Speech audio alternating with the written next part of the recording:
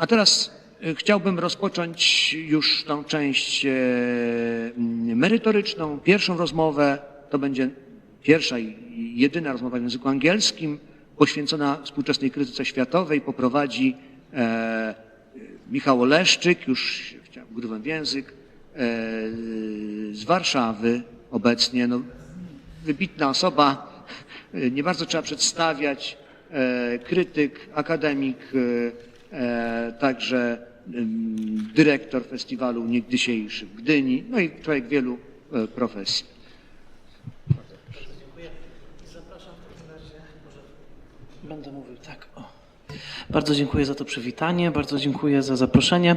And now I will switch to English because this panel will be held in English, and please join me, our wonderful panelists, maybe here, as long as we are all visible for everyone. Please welcome our wonderful panelists. On my right, Dr. Ramon is an academic and freelance critic writing for a number of publications, including Sight and Sound, Pop Matters, and his blog Boycotting Trends, and other titles, Cineast among them.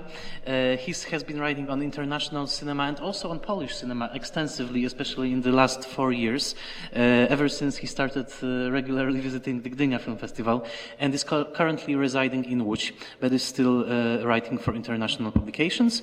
And on my further right, Sebastian Smoliński, who is a film critic and also a winner of the Krzysztof Mentrak Prize for Young Film Critic a few years ago.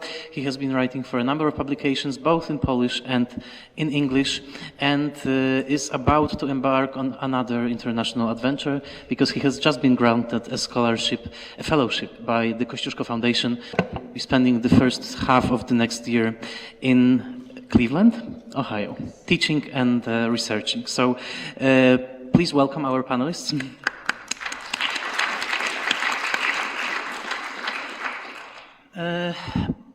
Okay, so let's start. The subject of this first panel is in film criticism in international context. That's our theme, and I would like to ask you about what, since you are both practicing critics, you write. Wszystko dobrze? I'm afraid I will have to switch places because I was working like minutes ago. Okay. So maybe Michał, so that we'll have a few more on both of us. Okay. Dziękuję. Shall I stay put? Maybe stay here. Yes. Sorry for that. Confusion.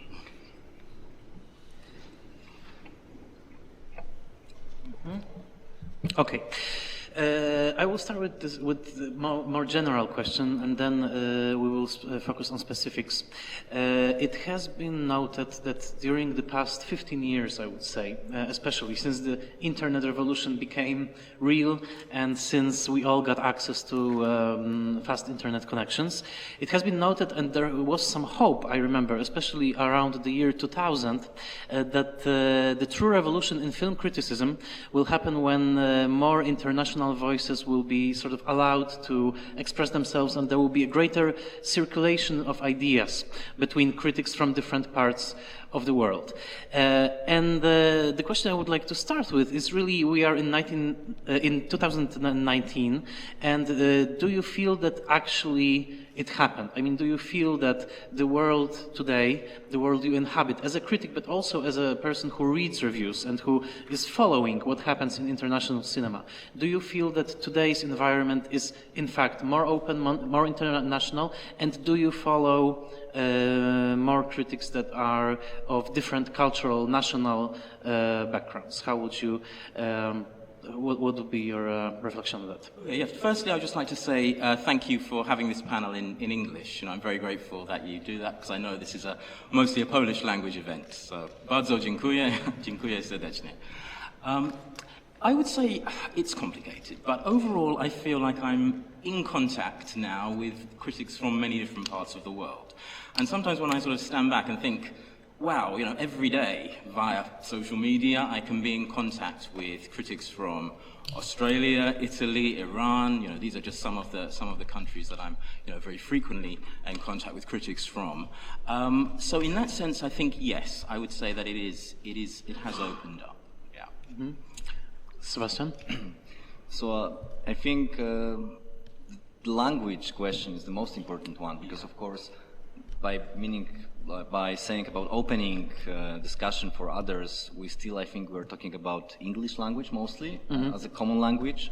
So the question is, who can really, for example, write well enough to really be on the same level? And I know, for example, it's very funny because in Poland we have, I think, big enough community that not many critics actually write in other languages than Polish, I would say. But for example, Romanians, our neighbors, I know many people from there who say that there are so few outlets that they can contribute to, that they have to write in English. It's like obligatory if they want to be seen, noticed, or express themselves in film criticism. So I would say this Romanian friends, Romanian film critics, like Irina Trocan, for example, whom we both, I think, regard highly. She's the example that you can actually participate in this exchange of ideas. But I would say it's interesting because the three of us have like totally different kind of experience. You write as well in Polish as in English. I honestly write just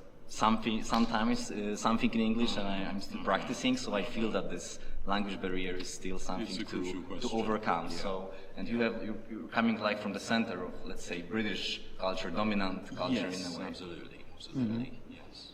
But on an everyday basis, because every critic is also a reader, right? I mean, one of the challenges, and I think we will speak about this repeatedly during this forum, one of the challenges of being a film critic is to sort of, at least that's what's expected, what's still expected of film critics, is to keep up with premieres, is to be well informed. It still happens, although perhaps less frequently than before.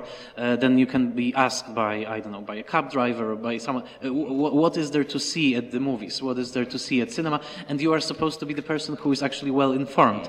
So there is this still, I think, significant pressure on critics to be well informed, to follow all the premieres, to know what's going on, which is of course impossible in the age of Netflix and all the streaming possibilities, but still there is this pressure. So my first question really would be about your practice of keeping up not only with releases, because that's hard enough, and we all know that we keep failing in this because no one is watching everything. But really the more important question to me is, how do you keep up with reading, and how do you keep up with following critics that you value, and what critics you actually follow? From what countries, from what outlets? Bigger, smaller?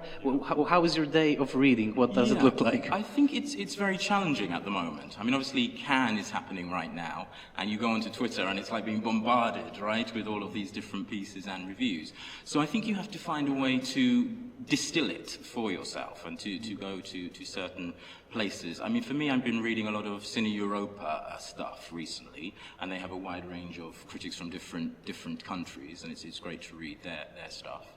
I enjoy very much critics such as Armand White. I know he's controversial, but I particularly enjoy that side of him. In Britain, I very much like a critic called Sophie Meyer, a feminist critic who just does readings of films that just blow my mind, you know. So I try to distill it in that way. Particular publications, particular critics. Sight and Sound I always like to read. I have some problems with their focus sometimes, but still, generally the criticism you get there is strong. Do you read online or in print? Do you still subscribe some magazines? I don't subscribe to any magazines, but I read Sight and Sound regularly. I read Cineast regularly. Online, as I said, Cine Europa I like very much. Reverse Shot I like a lot. So it's a mix. And probably the two magazines are mainly Sight and Sound and that I read. What about Sebastian? I think mostly I became fascinated with American film criticism, and for me it's still, and I know it's kind of also maybe my limitation that let's say my interest doesn't go very farther, because once again, question of language. I read in Polish and English only, and so for example, I don't keep up with French discussion on movies as much as I would like to. I don't have this capacity, but of course, for me, for many years, the main place I was kind of logging into was New Yorker, of course.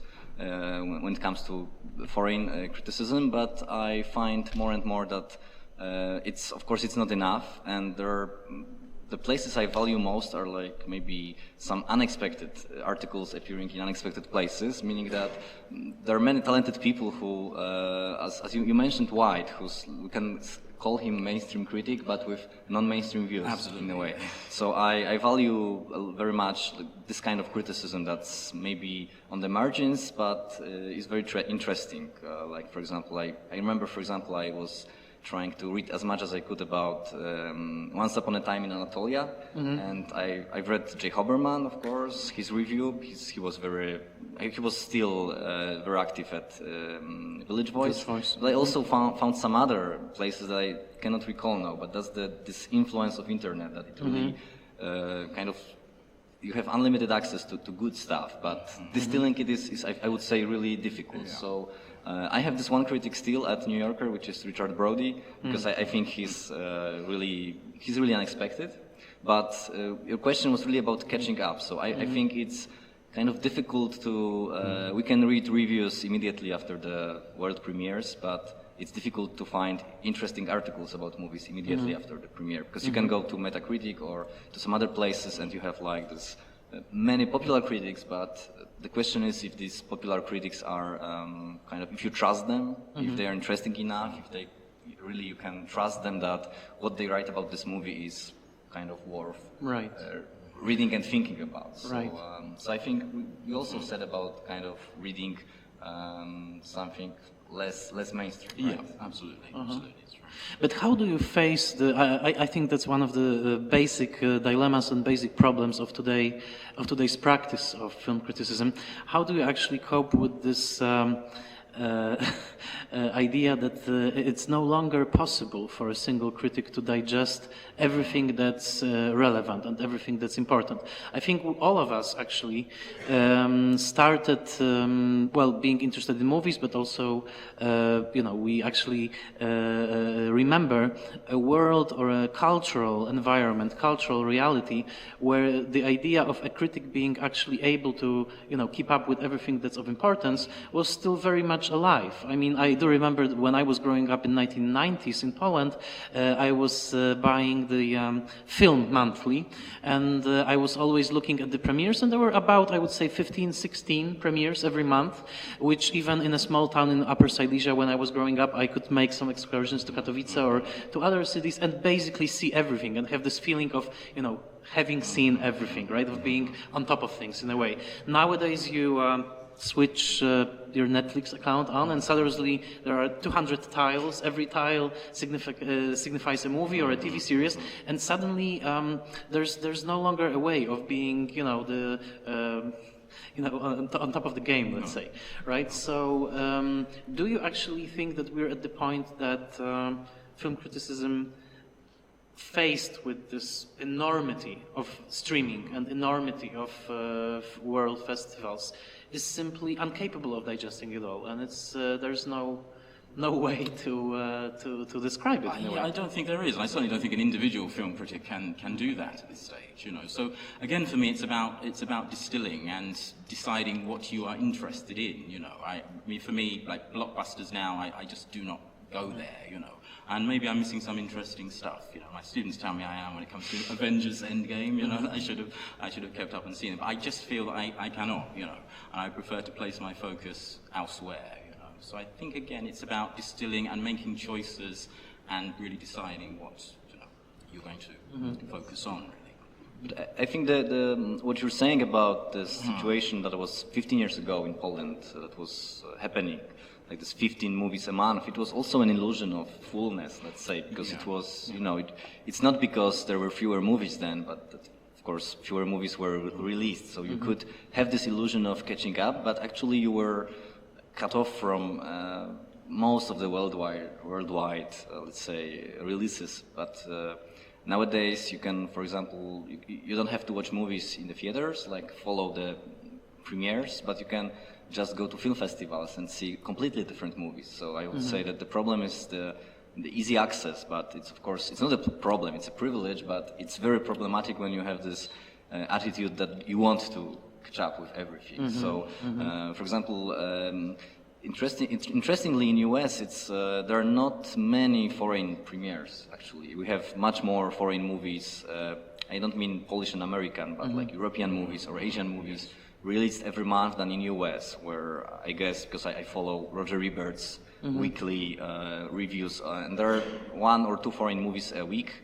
Maybe sometimes only American movies, so they can, for example, hold this illusion that they're catching up with foreign stuff because they have, like, I don't know, 30, 40 movies with limited or wider releases. Of course, more in New York, etc. But they can think that maybe they can be well oriented what's going on worldwide. But yes, it's painful that you feel you don't know what's going on, that you can only watch a fraction of movies, and you can review even smaller fraction of them if somebody reviews on a daily basis. I don't know who does it, maybe in this room. We have some people really still reviewing stuff, so like real reviewers. But yeah, but it's difficult. But I would say it's because of not only the fact that we have internet and more writings about movies, but that the access is completely different. Like this idea of having like 20 movies a month is kind of died, and there are many ambitious distributors in Poland who even release small movies, but still it's another movie. Nowadays it's like almost 400 movies released in theaters. Even more than that. Not counting the streaming, of course. But I would put and of course I will open this up in a second, but I just wanted to ask you about one more thing, because as I was preparing for this, I was trying to come up with some positive insight, because some optimistic insight into the current situation of film criticism, because of course, and it seems that it's forever, that we are always discussing the crisis of film criticism, that is permanently in crisis. We meet every 5 years, or we just run into each other and say, oh, it's more and more difficult to actually to make a living. The questions of livelihood are, of course, separate, and I want to, but it seems like this crisis is just, a constant state for film criticism. But I was trying to come up with some positive insight, and I actually came up with it this morning when we were on the train, and I thought to myself that compared to 20 years ago, when, let's say, the internet really started for all of us, right? I remember I made my first internet connection in 1996, right? And my first website was IMDb in a very, very simple form. And I think that 23 years later, meaning today, I think there is something, and it's real, something that we could possibly call, and it's still not recognized enough, a international community of cinephiles, of people who are very passionately focused on film history, especially on older films, on rediscovering older films and sharing those experiences. And my controversial question right now, and I hope nobody is actually broadcasting this, is would you agree with my thesis that internet piracy actually played a major part in creating this community of international cinephiles who started, to exchange films worldwide, subtitling old movies, and was this also part of your experience? I mean, No, speaking frankly. No, it wasn't. But I do think there is definitely something in that, that things are simply accessible to people, and that these communities can form in this way. So yes, I would agree. But it's not one of my personal. How about yours, Sebastian? Honestly, I also hope nobody's recording that. But yes, I'm from the generation that I was born at the beginning of the 90s, and I had this feeling, maybe it's kind of young generation's greed, that I don't want to wait half a year for a classic movie to be screened, but I just have to watch it now. I was so voracious when I was like 12, 13, and I for many years I was reading about film piracy, thinking that it's something strange that strange people do, but then suddenly I realized it's, in Poland at least, it's really the only way to really master film history. If you don't have like unlimited amount of money, for example, and time to buy things on Amazon, for example. But it's not only my personal experience. I think most of us realize that it works that way. And thanks to that, this community was created, which there's an interesting point. I was thinking about it today, that cinephiles today, most of them, they're not focused on what's produced nowadays. No, yeah. That's what you mentioned in a way, that this maybe downloading movies or even, let's say, buying Blu-rays legally, it kind of focuses you on film history and allows you to really provide detailed pieces about, write very in detailed manner about old movies, which was not possible like some years ago. So there is this big amount of very precise and very detailed film criticism. For example, one of the more interesting things I encountered recently was a 10-part analysis of the phenomenon of no, this movie, this bad movie by Joel Schumacher from the 1980s. Oh, St. Elmo's Fire? Yes, St. Elmo's Fire, which is like considered by Americans one of the worst movies ever made, with superb cast, by the way. Which is puzzling because the movie is actually a cult item in Poland. Yes, and yes, it's popular in Poland, but and you have suddenly you have 10 parts, like 10 essays about it, and it's so detailed. It's you have frames, you have of course all this that internet allowed, something really detailed. You could watch movie 3 times, but not everybody had memory like Pauline Kael that could remember certain shots, framing and stuff. And now it's possible. So I think it kind of brings cinephiles and film critics in a way. Although film critics, like who work daily being film critics, they cannot only review old stuff. Nobody will allow them to. So there's this split, I think, between cinephiles and reviewers or film critics today, who need to catch up with new stuff, which may be not the most fascinating thing they would like to do. Alex?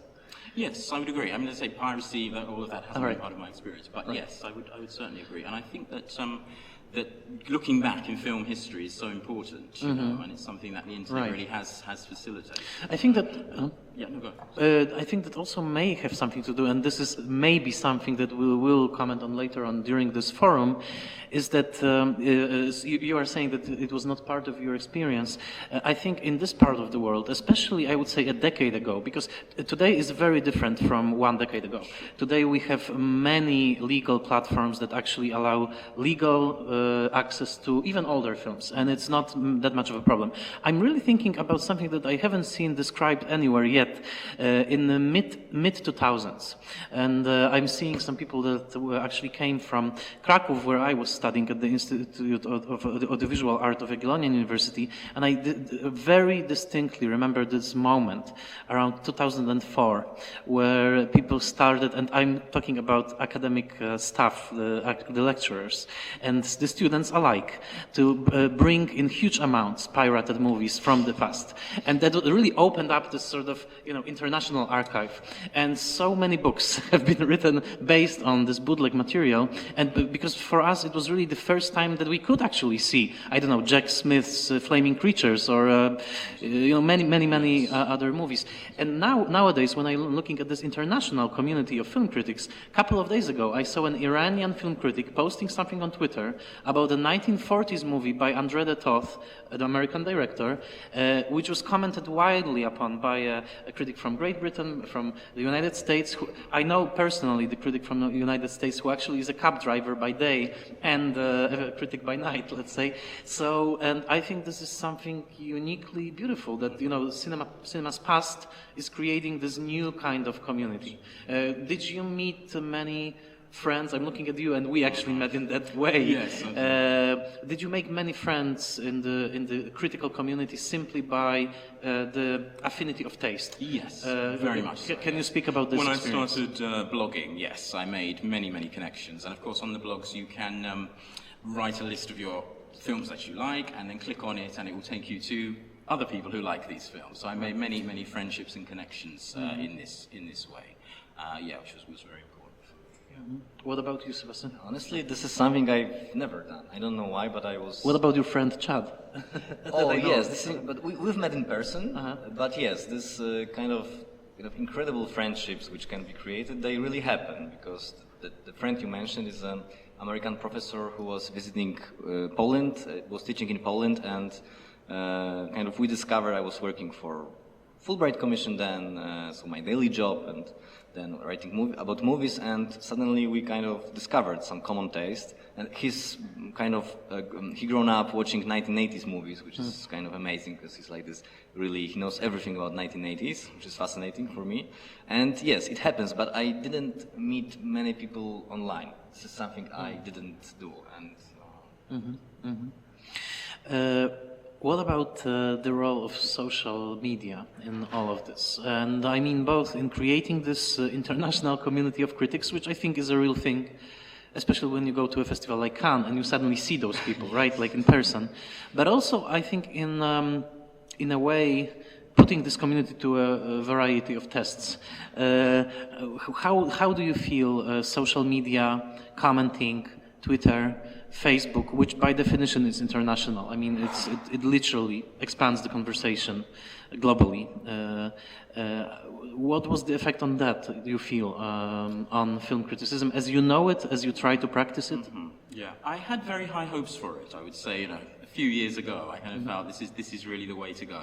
And I can definitely say that I have made some very, very good friendships via social media, so I can't completely dismiss it. Increasingly, I feel it's become too much of a war zone, and you go onto Twitter now and there's always the new controversy, the new outrage about something. So it seems to be a place where people mostly fight. I can't imagine making friends on Twitter these days. Something has shifted, I would say. But yes, maybe I'm less hopeful. But I think it's important. It's important that we meet people on social media, but it's important that we meet them in the real world as well. When I was in Gdynia last time, there were many people who I hadn't met, only via the internet. And I thought, we must make the opportunity to go and meet each other in person and have a coffee. And it was great. There is nothing to substitute for this. To see films together. So I'm much less optimistic and hopeful about it than I was. Right. I think there's interesting aspect of exchanging knowledge, which is really can be part of academic experience or enhancing your film view, let's say. For example, there's a group about Charlie Bowers, who's like the forgotten master of slapstick comedy that almost nobody knows, not many people know. And there's a group on Facebook which gathers people who love this guy. And it sounds like some kind of fun place for fans, but it's really also about sharing any kind of news about him, like discovering more and more about him. And recently also Richard Brody is kind of, let's say, hosting this group on Facebook that everybody can be part of, and they can also talk about movies, and it's very peaceful. There is no... What's the name of the group? It's New Yorker Film Club or something. It's really, like, the way it works is like Richard Brody is posting his pieces, and people are commenting, or he's asking like random question like, which movies do you like? And there's really a lot of people commenting, but there's no hate approach or anything like that. Right. So I think, and it gave me a lot. I mean, being part of these groups, I haven't met these people like even via private message, but being part of these groups who have a lot of knowledge, and you can kind of take from that, and this is something that it's even difficult to find in books, or J. Hoberman Appreciation Society, which I think you established. I created it, yes. So it's another place. You like this critic, you follow him, and there are many other people who read him, comment, or even add some other links. So I would say it's like, I don't know, like group of ants, let's say, who are building something, which I think it's really great. This kind of self. Right, that's you just made me realize, and it's actually quite optimistic because I never thought about this, that there are actually those groups that are sort of hate-free, let's say, that have this sort of, self-administered sense of mutual respect that actually creates a very, very, I think, productive environment for exchanging ideas, and also for just, getting to know film history. And I'm even thinking of Polish examples like Wagony poza składem or Filmawka that are really, I think, very well administered, and there's this sense of actual passion being shared and not, jumping one. It offers a great opportunity, I think, doesn't it? Right. It's just the way in which it's used, and I don't know, there seems to be something, I think those Facebook groups can be great. I think it's particularly about Twitter now for me. There seems to be so much negativity and so much hate there. A question to Alex, and I think you are the best qualified person that I could think of to ask this question, especially since you are working right now on a book that I will will ask you about a little bit more in a second. But you are a perfect example of a critic who, at some point, opened himself up to to another culture. I mean, Poland. You came here a couple of years ago. You started coming here more often, and especially since a couple of years ago, you started attending Gdynia Film Festival more often. And in my opinion, and I'm speaking very honestly, I think that you became one of the most interesting commentators of Polish cinema right now. I'm following your comments always with great attention, and your reviews of Fugue, of Smoczyńska movies, really part of the enthusiasm that I remember you showed for The Lure, for example, Córki Dancingu in Gdynia, was vital to the film's opening. So please tell us about this experience of getting to know the map of Polish cinema, the actors, the directors. What was it like for you? It's been a huge pleasure for me, actually. You know, I mean, as I said, probably like most people here, my first interest was in American cinema. That's what I fell in love with, you know. Home Alone, that was my gateway drug into film. And that brought us together, actually. Yeah, exactly, that's right. It's very, very bonding, yes. No wonder I love it here, you know. Having some of them. But, you know, my attitude towards American cinema started to change a lot by, I would say, early 2000s, you know. I started to feel much more disillusioned with it. And I think I was really searching for something that would give me, again, this kind of excitement about cinema. And I found it in some French directors, some Iranian directors. But coming to Poland, because those films that I was seeing at Gdynia aren't, unfortunately, distributed so much at even at festivals. They don't even get so many festival screenings, do they? I was seeing stuff that was felt really fresh to me, you know, and really excited at me. And I think it really enriched my critical practice to see these films, you know, and as you say, to kind of learn something about the actors and, you know, I mean, of course I knew a little bit about Polish film history from critics such as yourself, you know, reading your pieces on Deep End, for example, you know, or Night Train, you know, those kinds of things. But taking that into the present and, you know, getting to know the work of directors like Smoliński and Szumowska, Matysiński, and all of these, has brought a lot of freshness, I would say, to my critical practice. You know, I'm exceedingly grateful for it. You know, I really do enjoy engaging with Polish. Which brings, by the way, I really recommend those pieces. One of the things that I enjoy about your focus on Polish cinema that it is so unlike the focus that Polish critics put to those same films, especially since you are so sensitive to the art of screen acting, and you are actually commenting on Polish actors as their careers are evolving. I think those comments offer particularly great insight, so I do recommend those reviews. But that brings us to the topic of film festivals in general, not only Gdynia Film Festival, but film festivals in general. Your experiences of meeting international critics, let's say, exchanging ideas, how would you describe this experience? Are you enthusiastic about going to a film festival when you, or is there fatigue creeping in? Yeah, I think the latter is more probable. Maybe I don't want to sound like really blasé or something, but I think the other distinction that is more and more visible for me is between film critics and journalists, or let's say reviewers. And I don't mean it in the derogatory term for anyone's, but I just think that film festivals are not necessarily places for film critics anymore, because there's probably not enough time or possibilities to. I was just once in Cannes, for example, last year, and I didn't do any interviews, but I think I was missing part of this journalist experience because I wasn't making interviews. I was just focused on writing. But I think really the way it's organized, the way everyone operates, it's really focused on journalists. In a way on extending the promotional machine, which is, I think that's not the good part of being a journalist. But there are in Poland, in Łódź, for example, we have this wonderful film festival which is devoted to film criticism, and there are festivals like Berlinale, for example, which is just really open for everyone. But I think I rarely feel really cinephile-like atmosphere at film festivals. This is something I'm missing, maybe. Or maybe Octopus Film Festival, which is like cult film festival organized in Poland. These are like this really unique events, but these huge festivals, they I don't feel a little bit the passion for cinema, because also at big film festivals it's fascinating to observe how industry works. But once again, it's you're watching the industry, the machine rolling. So that's a different experience than just enjoying, let's say, just enjoying the movie. Although it's also something that's not real in a way. I think they've become, in many cases, so connected to celebrity culture, haven't they? This is really what's happening.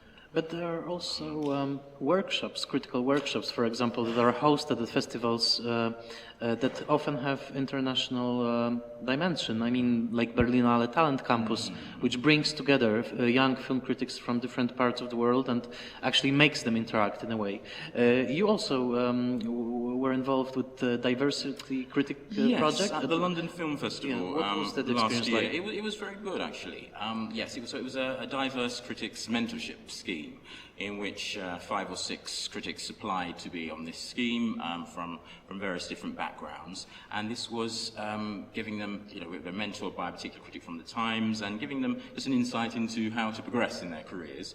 And their pieces were published in Little White Lies in one case, Evening Standard in another, Sight and Sound. So, yes, it was very good, actually. I think this is an initiative that TIFF also running as well. So it seems something that's happening more and more. Did you interact much with the young critics in the program? Yes, I did. Yes, and they were very passionate, and their work was great. I really hope they will succeed.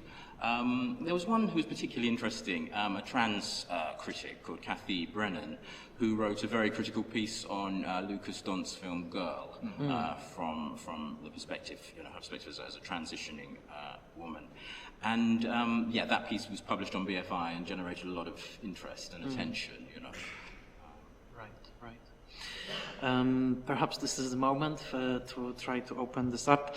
If any of you have questions, comments, experiences, you're welcome. And you can also ask a question in Polish and we'll translate.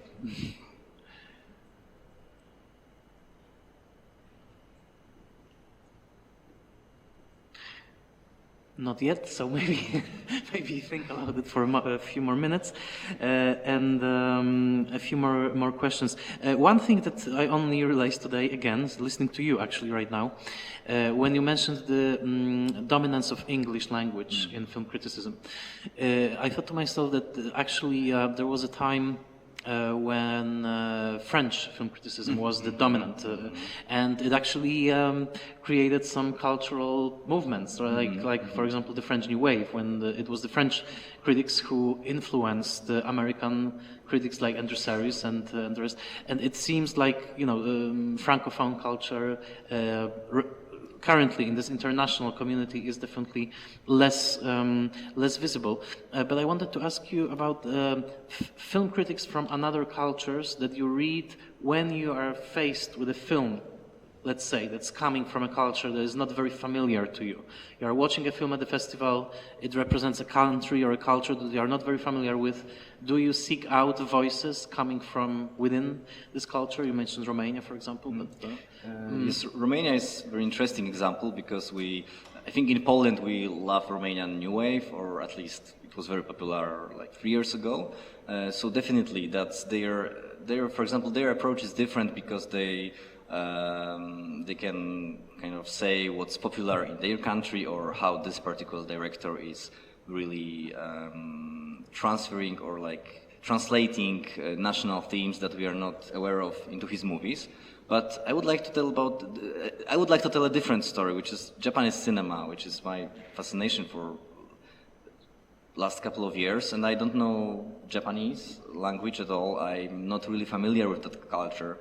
And what I realized recently that I'm still reading only Polish film scholars, or let's say English language film scholars, when I try to kind of encounter Japan or get to know more about Japanese cinema. And there are interesting, of course, translations, because Paul Schrader's book is famous for, the book about transcendental style, which was republished recently in a enhanced edition, and it's a Westerner's approach who wants to be really Asian in his approach. I mean, he's talking about Buddhism all the time, Zen, and it gives you this feeling that maybe this guy knows a lot about Asian perspective. And then suddenly you discover, because there are some writings about Ozu translated in English by a critic I forgot the name of, but really influential one, who's writing that it's not like that. It's not the way most of you think. So there is this,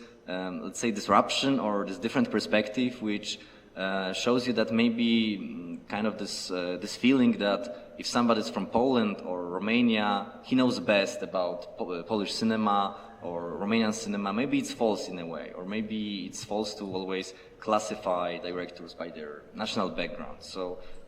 I mean, I'm just trying to say that still I'm trying to discover something about Japanese cinema. It's still through English language, but there are ways to kind of maybe read the, let's say, original stuff. For example, read what Japanese write about Mizoguchi and if it's really full of Japanese aesthetic terms, or maybe they approach it differently. So I think it's an interesting process, but kind of endless in a way also, discovering this different perspective.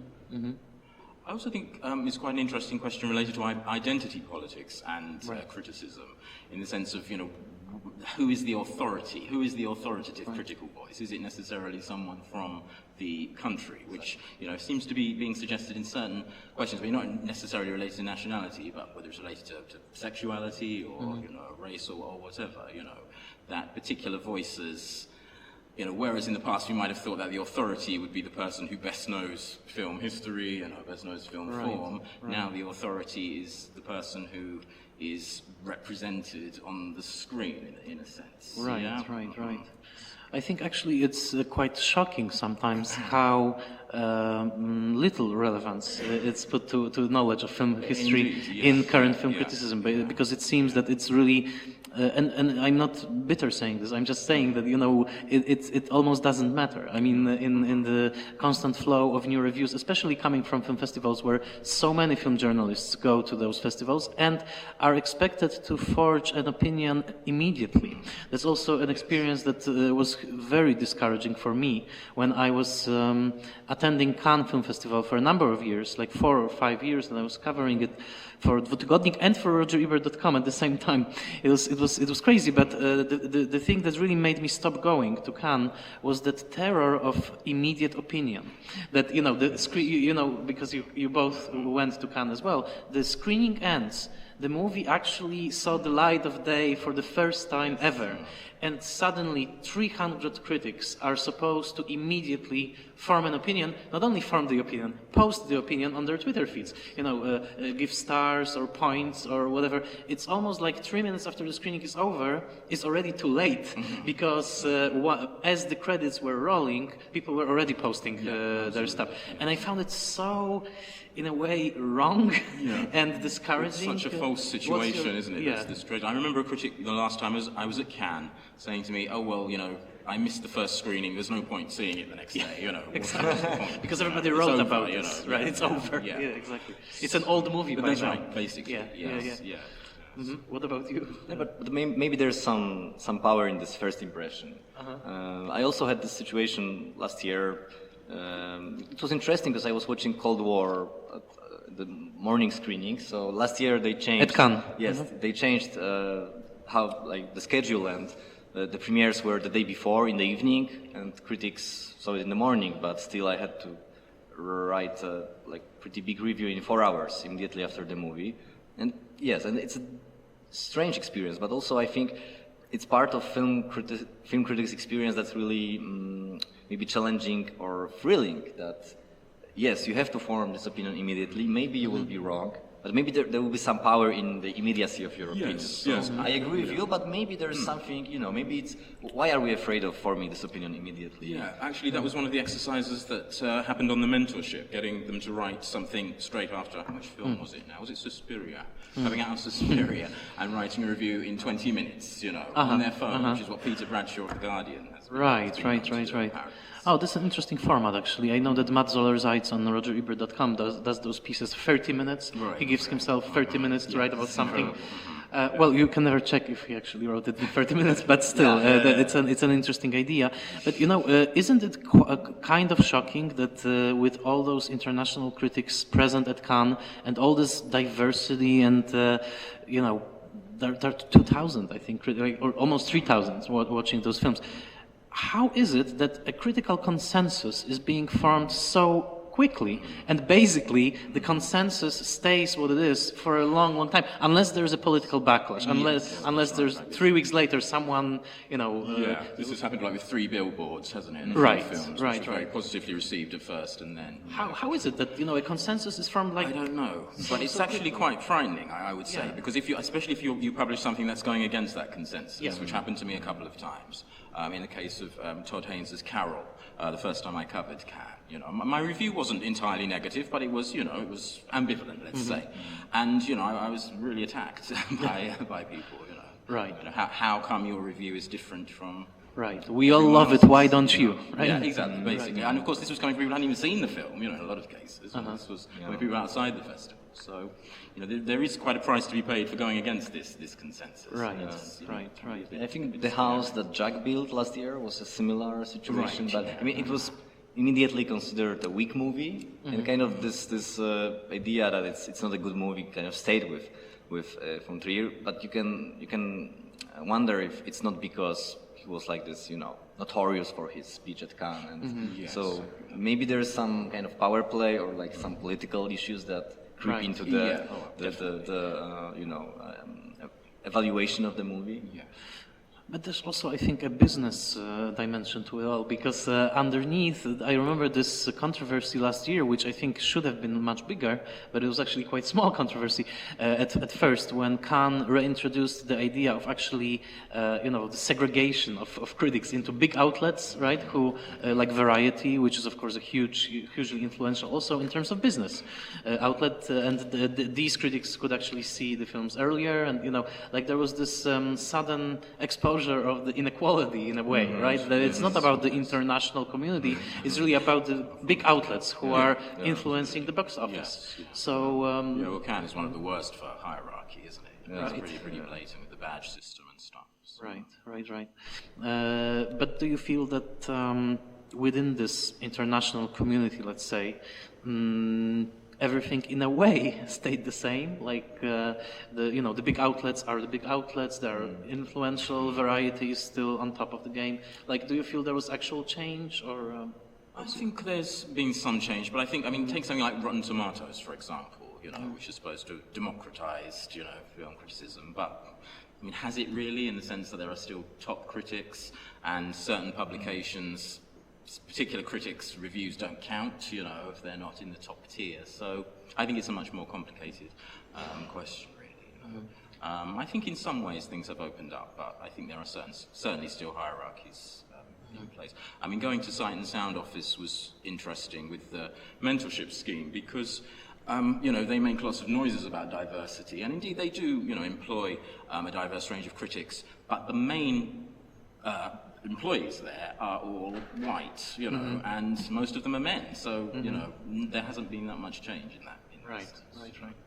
Like, I think from the Polish perspective, it's funny because we all say that film criticism is in crisis is one thing, but also is without money. I mean, it's difficult to get by just writing, but somehow there are more and more, I think, Polish critics visible in Cannes, for example, that really, I don't know how the situation looked like 20 years ago, but I think there were no 30 Polish critics in Cannes. So it's kind of, you have this feeling that this job is less and less prestigious, or I don't know.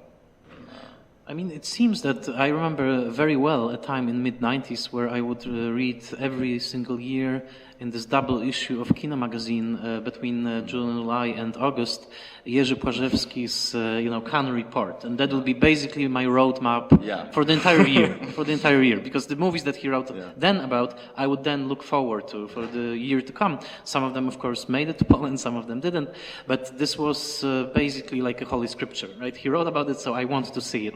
And nowadays there's no parallel to that.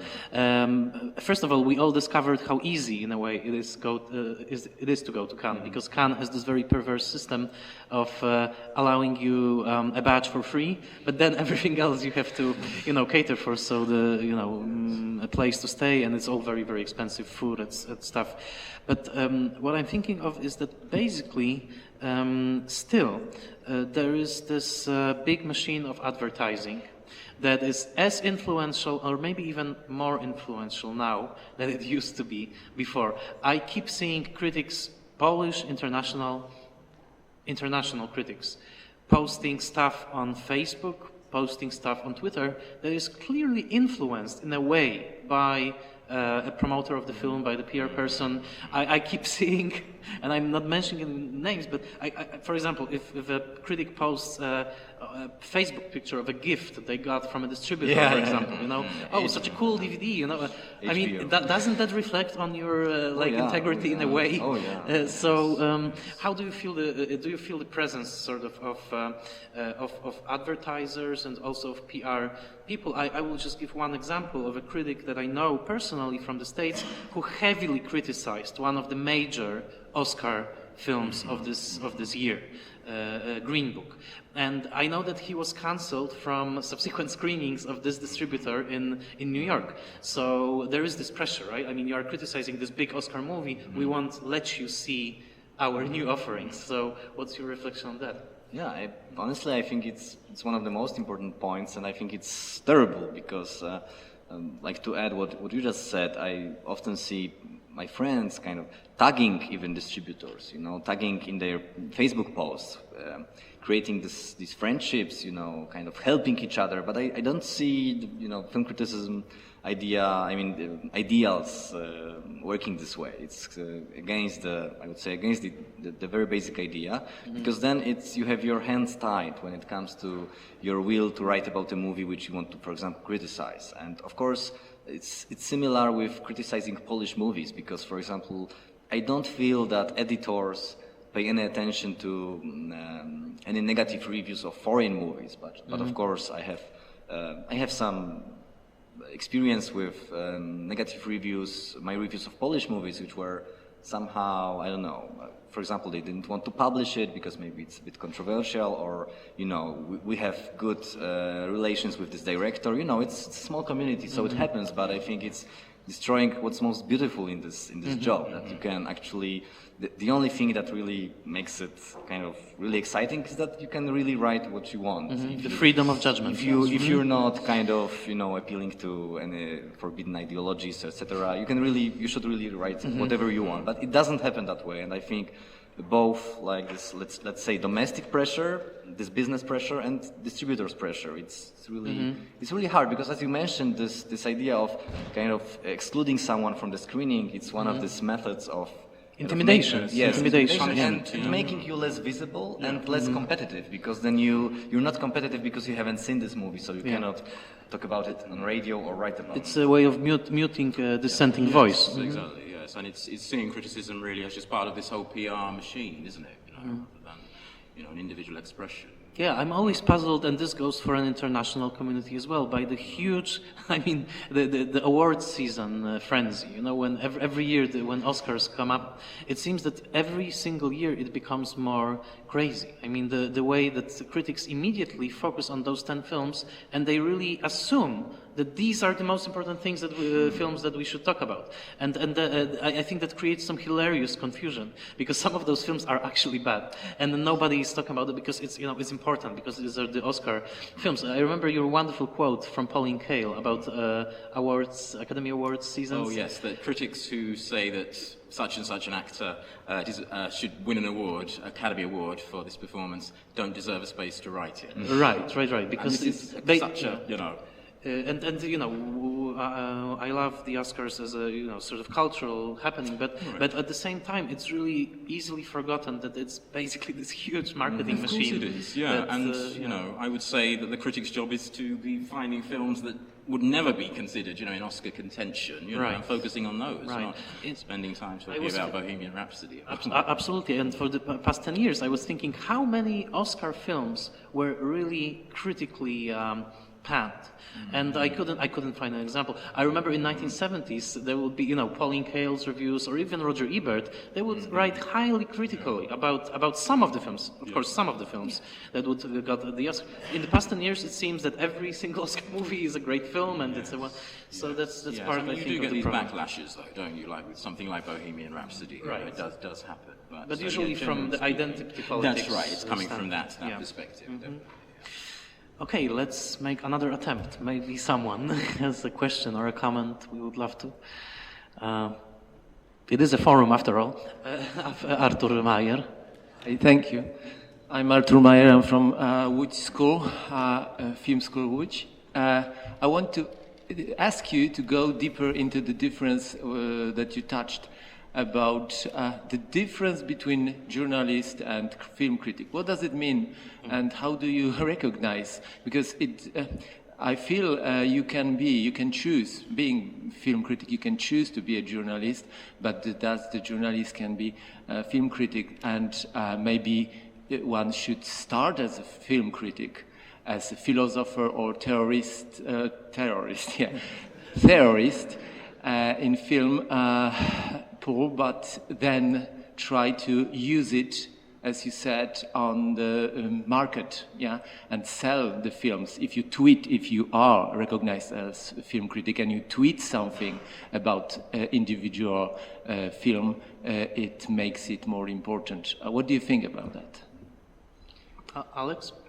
Sebastian, do you want to Okay. So I think, of course, most of us are somewhere in between.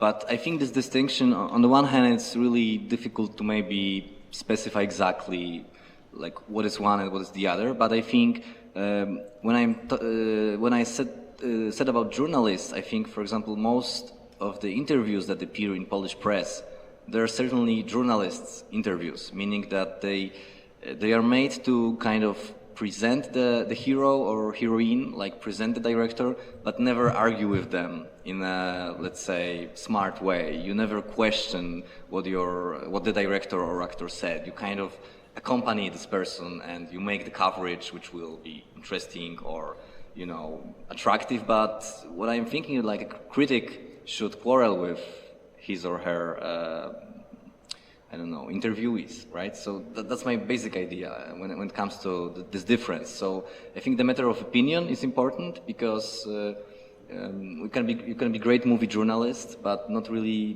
by not really having your opinion, but having good craft and like reporting about what's going on. You can be really good at that. But what I think is maybe it's a bit old-fashioned, but I think this having your own opinion and putting this opinion inside the article is really what makes you a critic. You have this angle or edge that makes your article on this movie different than like several dozen articles which will be like a short story about the movie and which will say that it's more or less good or more or less bad, right? Like your different attitude that you're kind of just on your own and you're not thinking about the if it will be useful, if it will help this movie, or if it will help the distributor, like kind of just thinking inside this, writer's perspective. Okay, so where do you put the reviewers? That somebody that very quickly tells you, is it good or bad, is it worth to buy a ticket? Is it a critic or a journalist? I think you can be great film critic and review movies daily, but you can also, be more of. I mean, this distinction between film critic and reviewer is another thing, honestly. And I recently read something about it in Cineas, by the way, because they were trying to kind of peel what does it mean and they said that reviewer is someone who reviews on a daily basis and whose scope is maybe not limited, meaning that he's less intelligent, but that his report is more like it should be useful somehow, that he tells you if you should go to this movie or not. And film critic is someone who kind of expands your view of the movie. But you can disagree with this classification. I'm not sure if it works that way. No, but obviously the categories can overlap, can't they? But I think it's this idea of the reviewer as more like the having kind of like a consumer function, isn't it? I think, historically. Whether that's fair or not. Anyone else? Kto jeszcze? Proszę bardzo. To ja przepraszam, że tym razem po polsku, ale takie wydarzenia po prostu mnie bardzo stresują i chciałbym się zaplątać, ale jeżeli jesteśmy przy internetowej krytyce cały czas, to ja chciałbym się zapytać o pewną dosyć niepokojącą tendencję, która stale rośnie. Głównie chodzi o wideorecenzje, które popularnością no niewątpliwie w kręgach, zwłaszcza młodych osób, przebijają tę pisaną. I chodzi mi o to, co zapoczątkował Nostalgia Krytyk, czyli opieranie całej krytyki danego filmu na bazie głupotek fabularnych, a nie samego kontekstu czy jakichś merytorycznych argumentów. I to zaczęło bardzo mocno eskalować już nawet w polskim internecie, gdzie większość tych najpopularniejszych recenzji jest opierana głównie na wytykaniu głupot, pomijając całą tę otoczkę filmową, pomijając właśnie kunszt. I dlatego mam pytanie, czy to jest zjawisko, którym trzeba się bardzo mocno przejmować, czy... You translated for Alex, yeah? Probably, but you can add something. Yeah, I will just the question. Thank you for the question, dziękuję.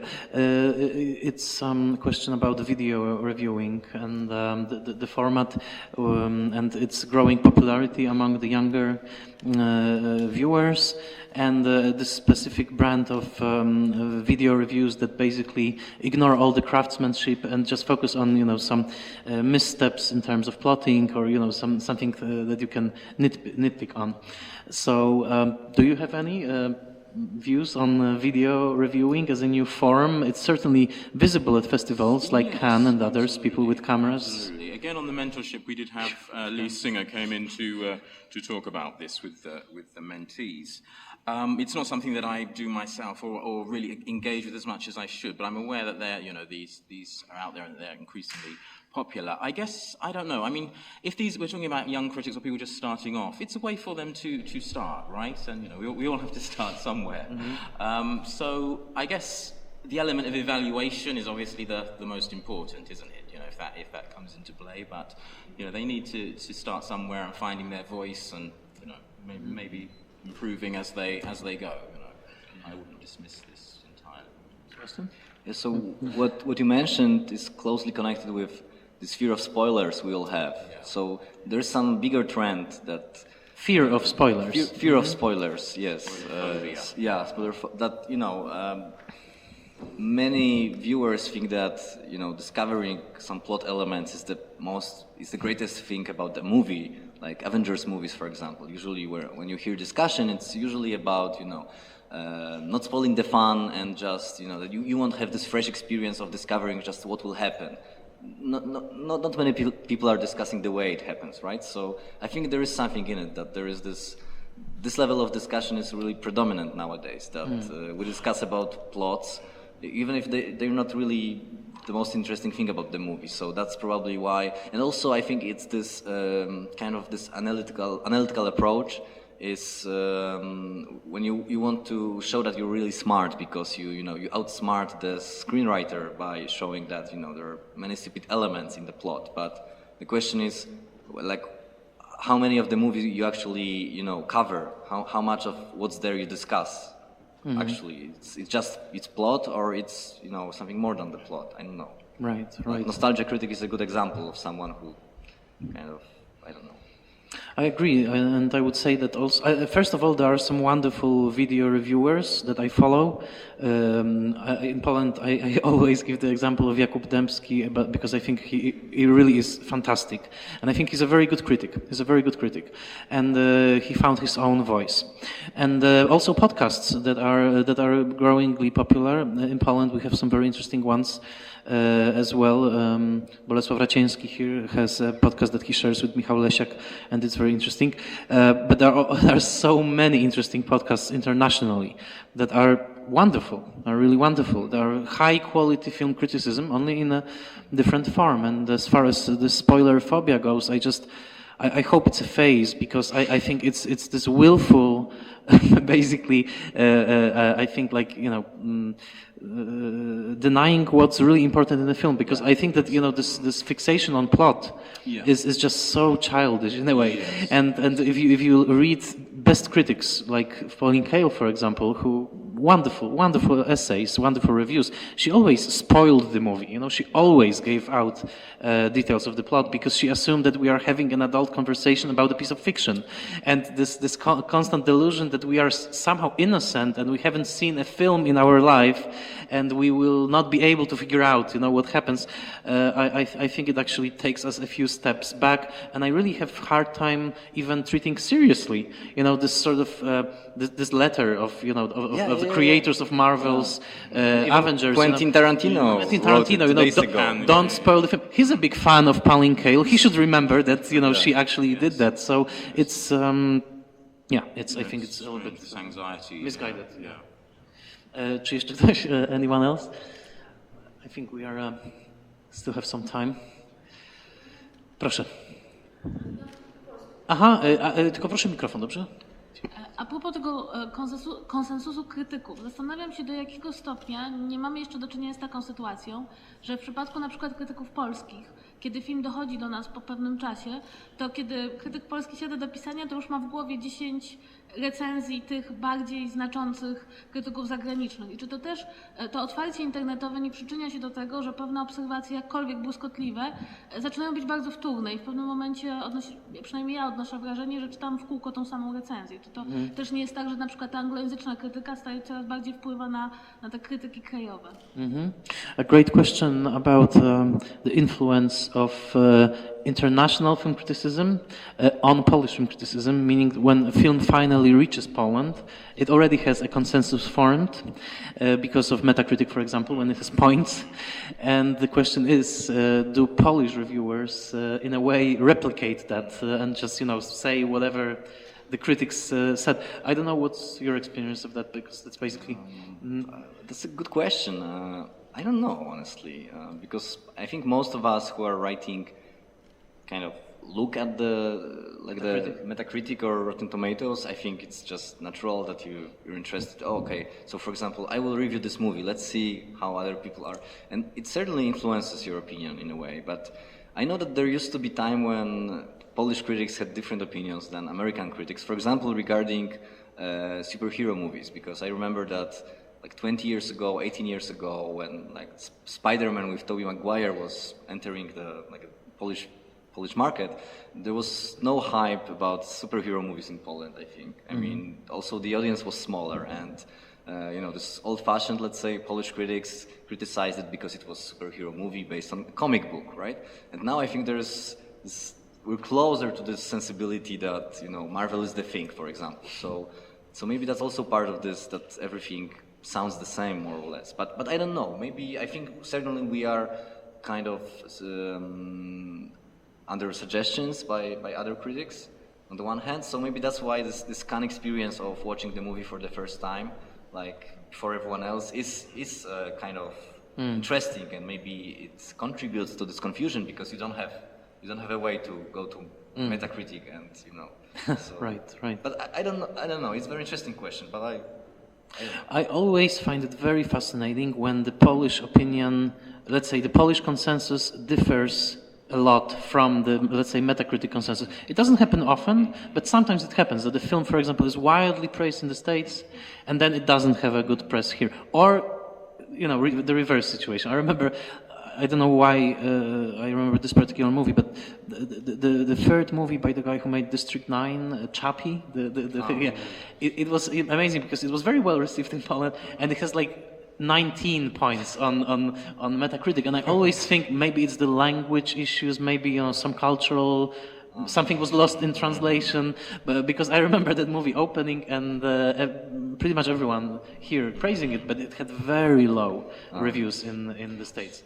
I remember James Gray's The Immigrant, which is also an interesting example because Marion Cotillard is speaking Polish in this movie, and of course foreign audience may think that she's great at that, and that they don't. But I was watching this movie with the audience. I love James Gray as a director, and I like this movie a lot. But I was surrounded by laughs of different kinds because she obviously she didn't master it enough for Polish audience to find it credible, and she wasn't dubbed. So and. This is one example of this kind of split, but of course it's once again coming back to the language. It was really something visible. I think that this movie was not well received in Poland, also because it's a melodrama, but I think in the first place because of this voice, which kind of spoiled the Polish audience's fun. So that was a fascinating moment for me. Bizarrely, The Immigrant was never released in the UK. It never had a cinema release. Oh, it never had? No, never. Interesting. Well, The Lost City of Z wasn't released here, so his next film. So it seems that he's not the box office. Really lost. Yeah. Yes, but one more thing. You were saying. Oh yes, the perfect example of this sort of mismatch of Polish reputation and American reputation is, of course, Córki dancingu, The Lure. Because I remember when it opened in Cannes, some, especially younger critics, really liked it. It got the Best Debut Award. But nobody was speaking of it in terms, oh, this is fantastic, this is new. You were one of the very few. And I remember Odie Henderson also, who later reviewed it for The Village Voice. You immediately recognized. And also Odie, he wrote his fantastic review. And then, of course, it was a movie that had a huge international success. Japan, the United States, still the only Polish contemporary film to be included in the Criterion collection. So that was an interesting case, because in Poland the reviews, even after the release, were mixed to lukewarm. Right, yes. And also, I've spoken to many Polish people about that film, and I sense that it's not particularly liked by certain. I've recommended it to many friends here, and no, they didn't like it at all. It's strange. I don't know what the barrier is there. Yeah, these are always interesting cases of this sort of in between. Yeah. Ktoś jeszcze? Anyone else? Proszę bardzo. Okay.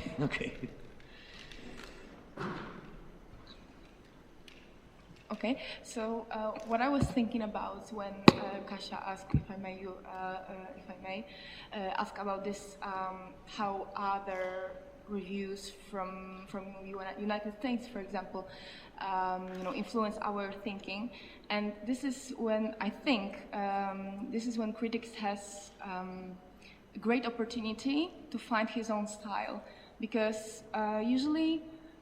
You try to find your own words and your own style to describe something which was described many times before, and that's when we find those bests, I guess. And that's what because obviously we cannot always say something new about the movie, but we can say it in a new way.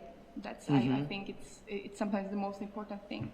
That's another question. So you read reviews before writing your own? Yeah. Of course, I just to try to find something else, or try to see it in a different way, but also try to find a way in how to describe it in my own way. You know what I mean? Yeah. Yeah, I think it's a great comment, and I would also say that especially once you open yourself up to international film criticism, let's say, and you find the resources and you find the titles that you like those reviewers, you can see how differently they approach certain things, and it's wonderful. I think that was probably the biggest lesson that I learned when I was first discovering, Pauline Kael, Anthony Lane, Jim Hoberman, big way. They are so different from one another. I think in Poland it's. Of course, it's a smaller country, let's say, and the scene is much smaller. But in the States, you had this incredible array of voices, and of course in Great Britain as well. So it's nice to see, how Anthony Lane, for example, will review a new Shakespearean film by Kenneth Branagh, and also how Odie Henderson does it at RogerEbert.com, and how you do it. So.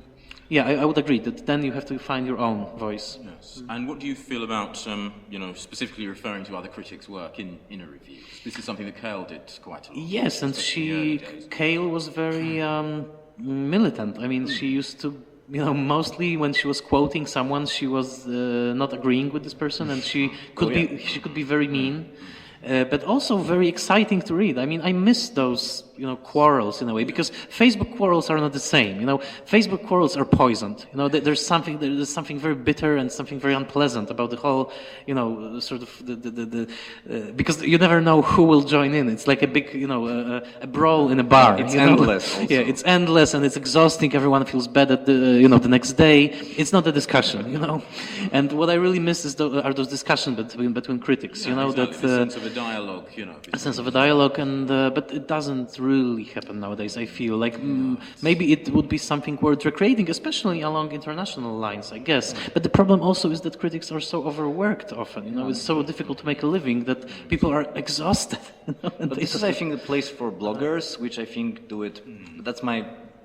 I think so that they maybe make it do it more often than mainstream film critics who have like some. Not enough space maybe to even engage in a dialogue, but like bloggers, independent critics, they can just quarrel with some others maybe. And also coming back, just one comment about this living in several worlds, like reading Polish film criticism, American film criticism. I'm thinking about Maria Kornatowska, who was this really unique person when it comes to kind of the way. Of course, she was a great critic, and she also had this double or even triple perspective. She was literally inhabiting, several worlds, like coming to New York every year or every 2 years. She knew Italy pretty well, and really you can sense in her writing that there is this international perspective, and that's why for me, she's the most exciting of Polish critics, that she really had this something, in her writing, this broader perspective. I couldn't agree more, and I'm so happy that you actually brought her up, because I do remember, and that was a very, very interesting moment when The English Patient was opening in Poland, 1987, and of course it won the Oscars, and I do remember, the late great Jerzy Płażewski on Polish television in Panorama, which was this TVP2 news program, and he was basically complaining about the English Patient winning because it's a crass melodrama, and he was very unhappy with it. And then Maria Kornatowska's review appeared in Kino magazine, and it was fantastic. I mean, she loved the movie, but she loved the movie in a very sensuous, rapturous way. She was really seduced by the film. She was quite analytical as well, but it was a fantastic piece of writing, her review of The English Patient, and she was the only one. I mean, people basically were criticizing the film then, critics were, in Poland, and she was the one who said this film is fantastic. It's sensuous, it's epic, it's, David Lean meets Bertolucci, and she loved the sensuousness of that, and of course her writing on Fellini and others. Yes, she was a New Yorker at heart, so that's also maybe another that's coincidence. Why we like her so much. Yes. Anyone else? Any comments? I'm trying to think of other examples. Bolesław Raciński. Hi, so I wanted to ask you about, actually the thing that you started with, Michał. You said about the constant crisis of film criticism, which is some kind of a laughing matter, but maybe it is not. I wanted to ask you about all three of you, about the dreaded algorithms that actually have already reshaped the music industry and are now reshaping our ways of watching movies, finding movies. And I'm pretty sure that in like about 15 years we'll have this algorithm that would be able to perfectly tailor our choices for us. Netflix, any other service. And this is one of the tasks that belong to the critics now, which is telling people what to see, will be gone. I am absolutely sure about it, I'm sorry. And I wanted to ask you, what do you think the role of the critic will be in like 15, 20 years, regarding not only to artificial intelligence, but maybe any other, metamorphosis in the whole digital society? Apart from posting angry tweets against algorithms, I guess, what do you think? It's a great question. What will we do in 15 years when algorithms take over? But I think even nowadays, the main task of the critic is not to tell what to see or not. So I think in my opinion, we're in a way beyond this point. Maybe that's the task if we still want to stay close to this distinction between reviewers and critics, then maybe that's the reviewer's job and it will be it will cease to exist. But I think there is this joy, of talking about movies, which just algorithms won't give you. So maybe it will be just this, pure joy of discussing movies, and maybe it will not be a part of industry anymore. I don't know, but I think it will not disappear, because as we mentioned probably earlier, there's more and more of writing, and a lot of interesting writing, and somehow people still have this will to write. So just seeing a movie for many of us is not enough. We want to discuss it as well. I think that won't change, and honestly, I don't know who really follows algorithms, because I don't consider myself special, but I think I'm not following algorithms. Well, I don't know. You are in a way every time you enter Facebook, because what you see in your feed is prepared by an algorithm. But let's say that Netflix gives you some suggestions. I mean, how many of you really how often are you choosing these suggestions? Because that's not the way I make my playlist. I don't know. Do you really rely on that? And it's not the way that you make any new discoveries, is it? Yeah, I think that's a key word, and maybe that's the saving grace of film critics, that they do make discoveries sometimes. That sometimes there's this little movie somewhere on the outskirts, and of course it was true of great critics, like for example Pauline Kael. When you read her reviews in the 80s especially, every once in a while she would make this small discovery, and of course her power as the reviewer of the New Yorker was such that people went and saw those films, like Argentinian The Hour of the Star, or Eat the Peach, the Irish film. It's just that sometimes you do make a discovery, you share your enthusiasm, and sometimes it becomes contagious in a way. But of course, I do agree that, especially I think that by subscribing to a service like Netflix or Hulu or Mubi or Amazon Prime, or there are so many of them, you are in a way allowing those services access to your schedule of watching, because Mubi presents one film a day, but Netflix presents thousands. But also it's just one of the levels of this curating. This time it's like digital curating, let's say, like the machine does the numbers, and we follow it. But I always wonder how does it happen that some movies are released or even screened at film festivals and others not, because there are people who choose to show these and not the others, and the question is, are these people trustworthy? Are they making good choices? Because if they're not making good choices, then there's a lot of movies that we won't even have the chance to review. So that's something, because if you meet these people, you may disagree with their taste, but their taste is really what shapes the schedules. I hope that people will still want to be surprised, and to make some kind of other discovery that's sort of out of the remit of what their taste is deemed to be. So. Right. Anyone else? Jeszcze jakieś pytania? Obserwacje? Proszę bardzo. So according to the question who makes that choices, sometimes they are the same people, like many festival programmers or even directors are actually or were in the past film critics. So it is kind of like a closed circle. So, and talking about the film criticism and about constant crisis, of course, this can be and sometimes is very influential profession. So just to keep it in mind. And the other interesting thing, I think it was mentioned here, it was about like comparing your own taste to like the taste of the others. And I think like Rotten Tomatoes, it's not of course the best place to do that, but I think it's important to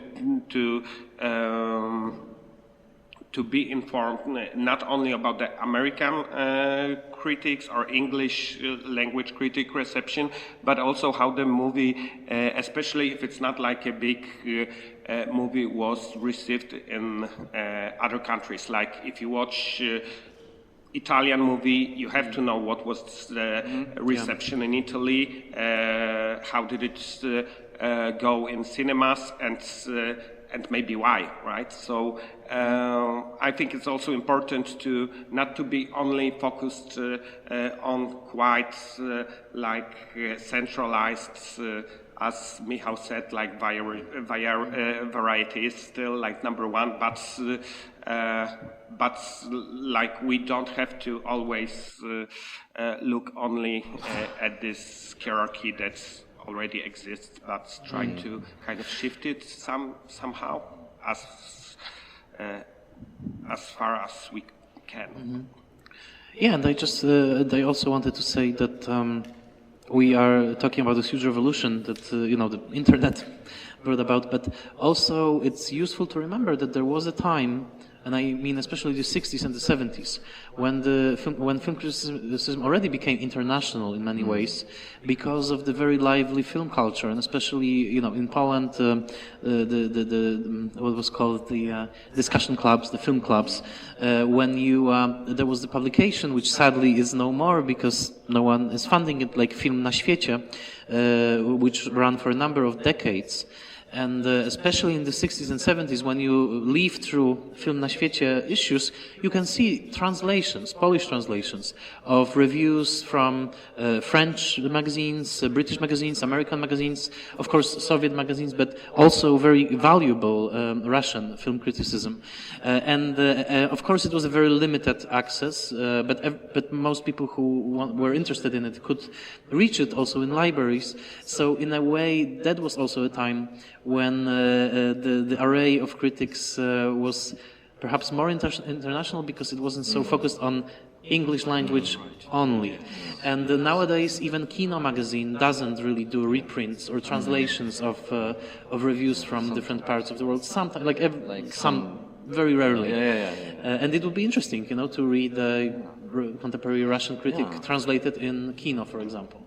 We have, it's a great point because we haven't mentioned this niche, let's say niche critics who specialize in a certain area of film culture, and you know Italian cinema very well, and Diana Dąbrowska, the other critic, she speaks fluent Italian, so her perspective is richer in this way, and it's very interesting that we have this kind of critics in Poland, or for example Asian cinema. I mean, we not only have, of course, Festival of Asian Cinema, Pięć Smaków, but also this Facebook page, Referat Filmowy, which is run by, I think, your student, by the way, Łukasz Mankowski. Oh yes. Who knows Japanese? So, for example, he can go a lot deeper than I can. So, like, you're right. It's certainly maybe we in this panel are kind of fixed on English language because that's probably the only one we know. But that would be fascinating to discover more. So. And yet somehow there is no, for example, an anthology, right? It would be very interesting for a big publisher, like, I don't know, BFI or something, like do an anthology of international film writing of the past 20 years, let's say. That would be an interesting project. I can't imagine it happening somehow. Yeah, me neither. That's the thing. I don't think publishers would be actually... international, global focus, the internet, but in fact, in a certain sense, things have narrowed, haven't they? Yeah. This publication. And I think this internet cinephilia brought about a wonderful rediscovery of film history. And I do mean by all means piracy, because piracy played a great role, like, surreal movies, all those rapid shares, and people were really discovering old films through that. But I think that there's definitely a need for improvement and to include a wider array of voices, but somehow the clamor of the internet is such that it seems that we already have too much, but we perhaps have too much of not exactly the right thing. So what do you think about this project of foreign flank correspondents that I know? Foreign flank correspondents, like Roger Ebert. Far-flung, right. Yeah. Well, it was a project that Roger Ebert initiated on his website, and it did allow a group of international critics to come together and publish on the website. It was wonderful. I think that ultimately it not really failed. I mean, once Roger passed away, so the spirit was gone. And it did introduce some writers to the site, and I think that was invaluable, wonderful. But then it sort of dissolved. I mean, it's not like it's a steady group of people who are not really. It's a good.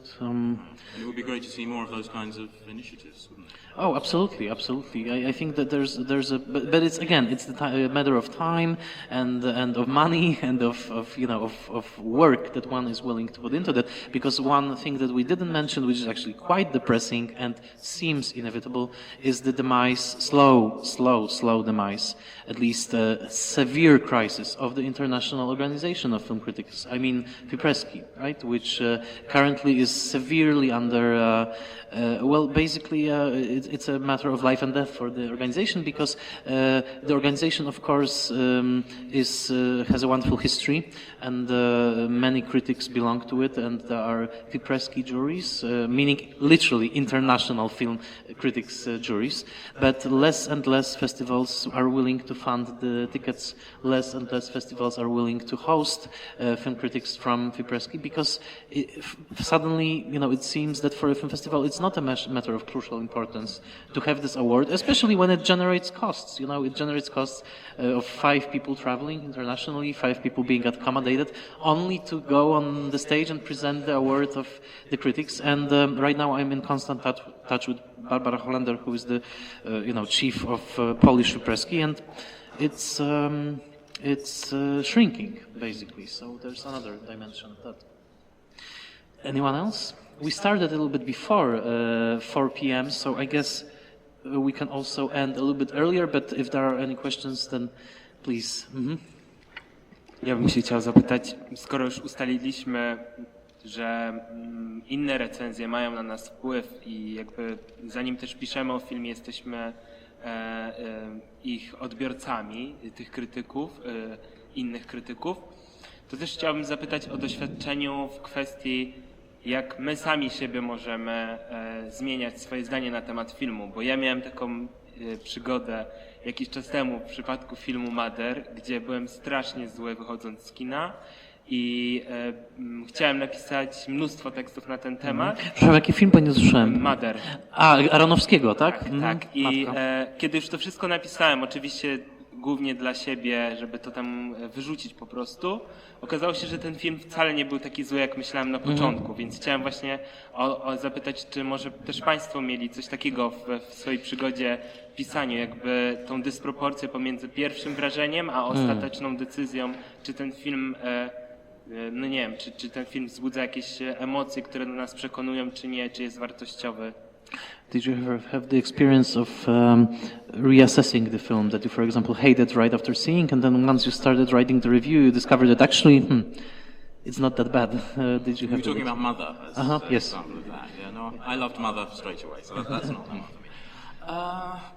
Probably. I mean, yes. Well, the second viewing.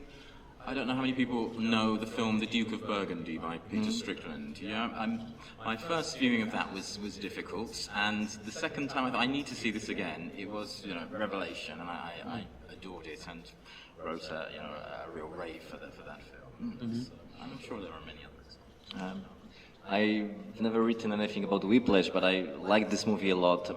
When after the screening and during the screening, I was really excited, but then thanks to conversations and 2 weeks ago, I really started to hate it. So I believe it's possible to really, it's not some magic, but you change your mind naturally, and maybe the experience grows in you, but also I think talking with other people is also important, or reading. I mean, it happens to me that I'm really changing my opinion after reading some pieces. Because of course I'm true to my experience because I had this experience, right? But my judgment may be different because of various reasons. So I think it's great that such things happen, for the mother. Recently, there was a film which I was actually being shown at Millennium Against Dogs Against Gravity Festival. It was a film about Pauline Kael, a documentary about Pauline Kael. There are several documentaries on film critics. One on Roger Ebert, Life Itself. This one is a new one on Pauline Kael, and there's a wonderful fragment which speaks directly to what you just said. At the very beginning, I know that you both saw the film.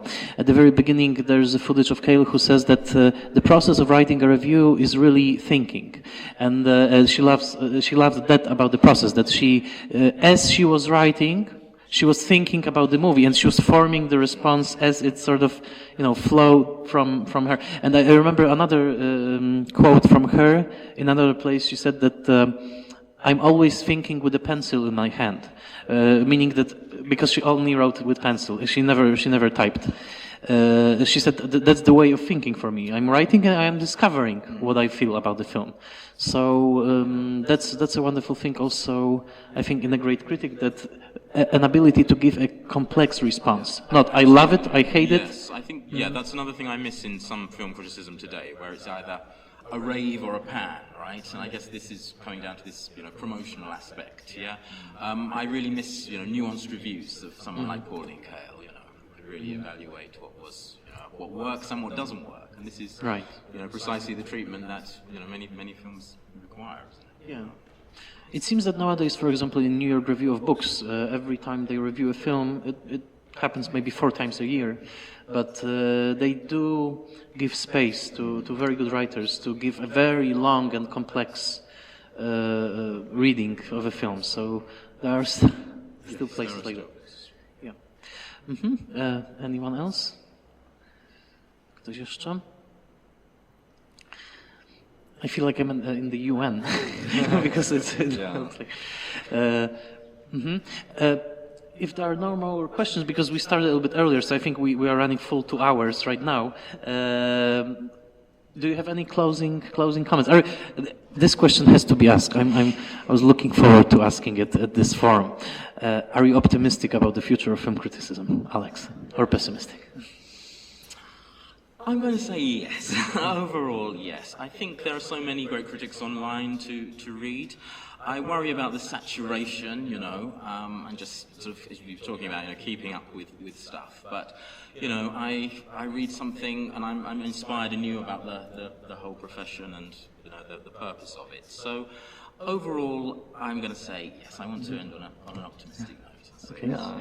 I would agree, because I have this feeling that I have so much to learn still, and it's kind of this profession demands that you're constantly learning, and it's one of the most exciting things about it, that you can discover your new style or change it, or this people say that every new piece you write is like your first one and stuff like that. I kind of believe that it's I don't know, because you just discover everything again, and it's in this way I think it's not possible to stop it, because I think there will be always a lot of people who will have this feeling that they need to write. So I'm also optimistic, but it's, as you probably feel, it's purely on this idealistic platform that people want to express themselves. But when asked about industry, of course, it's different answer. And one thing about the internet, it does give an opportunity to go beyond this standard, 500-word review. People have mentioned vlogs and videos and stuff like that. And, sites like Reverse Shot are good at doing something. Video essays, which are really very, very perceptive and go deep into the movie. Yeah, Kevin Bealey, like that. Yeah. I would agree. Well, I'm a natural-born pessimist, but I have to say that I love being constantly surprised by wonderful pieces of writing. And every time that I really feel that this is the end, and criticism in such a bad shape, and the social media is killing it. Suddenly, I read a review by someone, and it's fantastic, and it has life in it. It gives me this fresh perspective, and I become optimist for a while. So let's maybe end on this note, on being constantly surprised and constantly discovering new things. I want to thank you so much for the invitation, and please thank our wonderful panelists, Alex, Ramon, and Sebastian Smoliński. Dziękuję bardzo.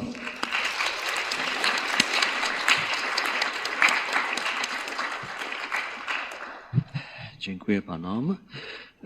No to było rzeczywiście bardzo żywe, ciekawe doświadczenie, ta rozmowa i aktywność państwa, myślę, że tak na początek zaostrza apetyt, bo tak pomyśleliśmy nasze spotkania, aby było sporo czasu na rozmowę, na dyskusję, także na opinię państwa, nawet dłuższe wystąpienia, jeśli ktoś potrzebuje i ma ochotę, chociaż ma to właśnie być rozmowa. Także cieszę się, że tak to się rozpoczęło.